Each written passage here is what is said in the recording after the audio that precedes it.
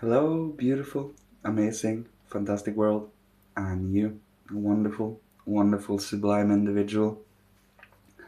Today, I would like to speak about the early morning silence, and from that silence, the higher worlds are very chatty, especially in the morning.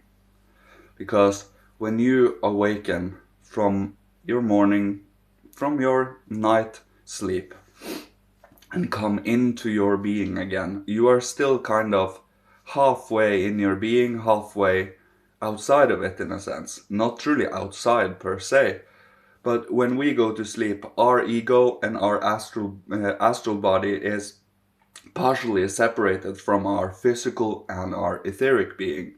So what we do see in our dreams is literally our ego within our astral world in a sense, and all the images and all the pictures and all are astral pictures, and our ego can perceive it.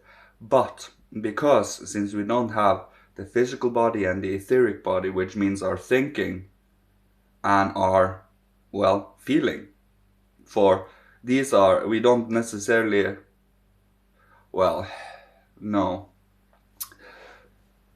thinking at least, for we are pure will kind of when we are asleep.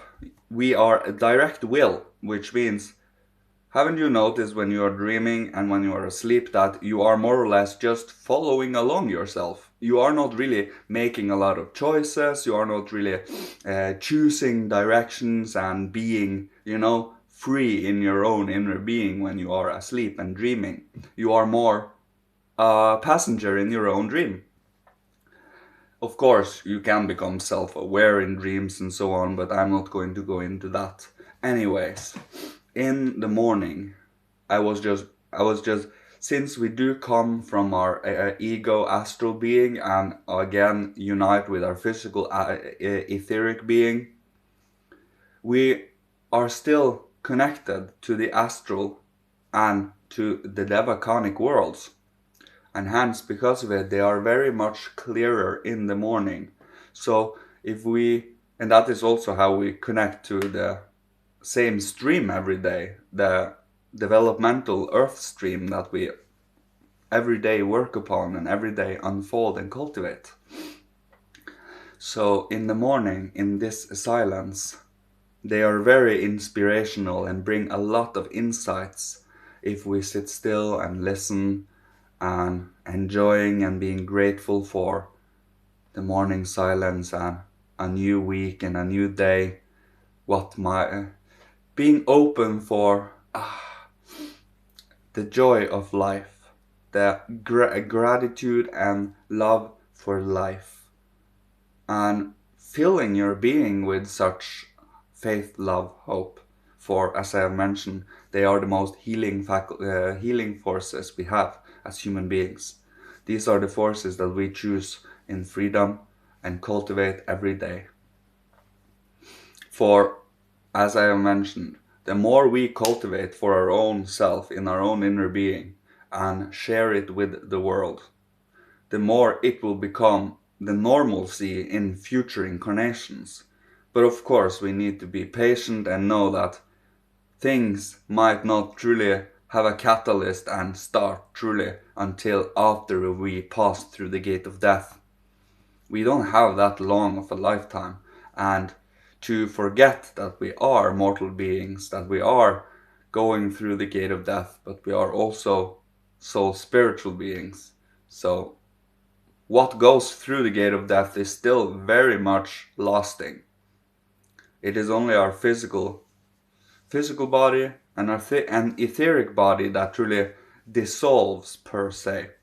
The ego, well, and goes after death to the other spiritual spheres and through Devakan, Spirit Land, the higher worlds, the hierarchy, while our astral being blows up into cosmic proportions and are worked upon by the elemental world and, well, the universe.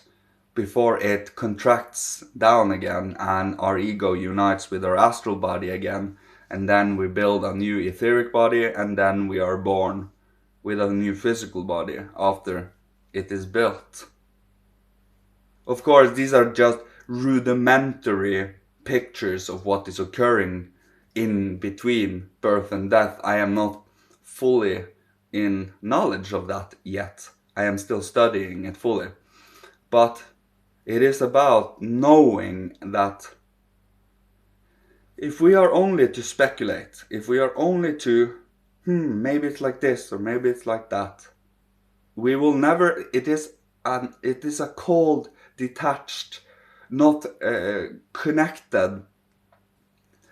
But if you have found the higher worlds within your own inner being, and you have, united this higher world with the outer physical world, you kind of cannot turn it off again. It is, no matter if people tell you it is not possible, it doesn't exist. We would ask, have you tried? Have you made an effort objectively and openly to cultivate this? Have you done so for over a period of time, or did you just try once and then, this doesn't work? These types of things. For if we had tried, if we had made an attempt, we wouldn't be not making an attempt. We wouldn't be able to live without it. That is the thing. That is the spiritual science of today. Is it becomes part of your perception, part of your consciousness. Remember when you were a child and you were learning the alphabet, how enormously,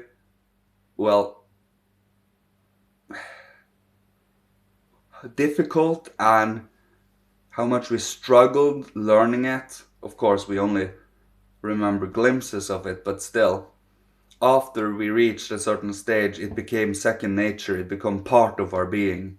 And it is the same with math. If we do practice and study and research that, it's the same with spiritual science and also normal materialistic science. One needs to know their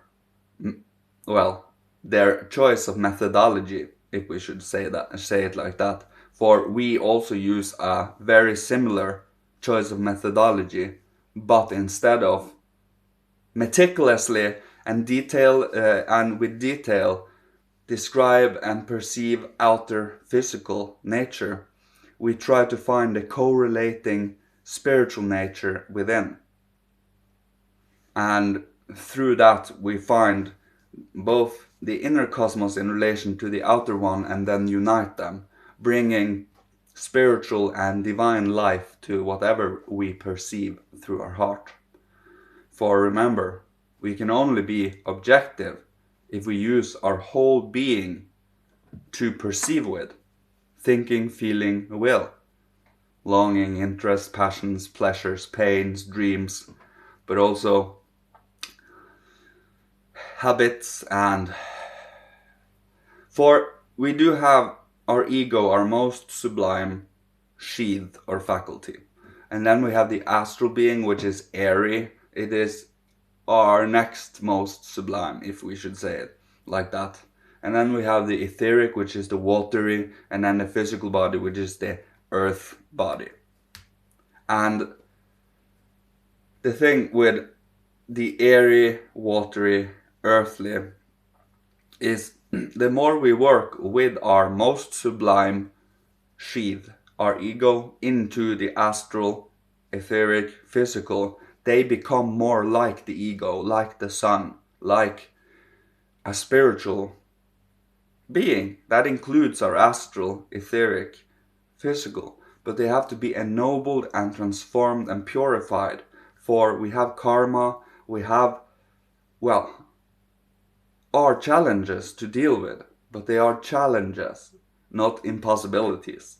For we are always unfolding and cultivating in the name of Father, Holy Spirit, Christ, and trust that they give the proper increments of knowledge where it is needed. And in the morning is the best way to start the day and set a foundation and groundwork for the day moving forward.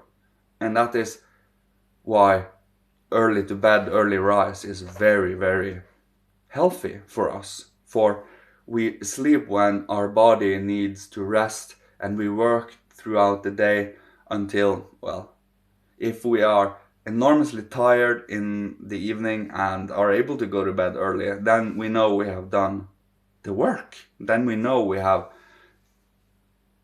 strained and striven that day enough so that our being needs renewing forces through sleep.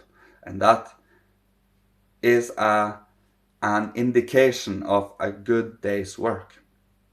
And that is, well, it is a good indication. And so hold yourself awake, alive, and conscious, and loving and grateful in the morning, and you set the foundation for the day. And that is what I will leave you with today. So, may Father, Holy Spirit, Christ, Michael, ancient masters of old, ancestors from every incarnation, bless, protect, guide, love you on your amazing, wonderful, beautiful path. And may you be provided for with all that you need to survive, live, thrive, being creative, inspirational, and healing to the world, so others can choose to be the same if they wish to. And may you be safe and sound. And see you later. Love you. And, well, goodbye, dear sibling.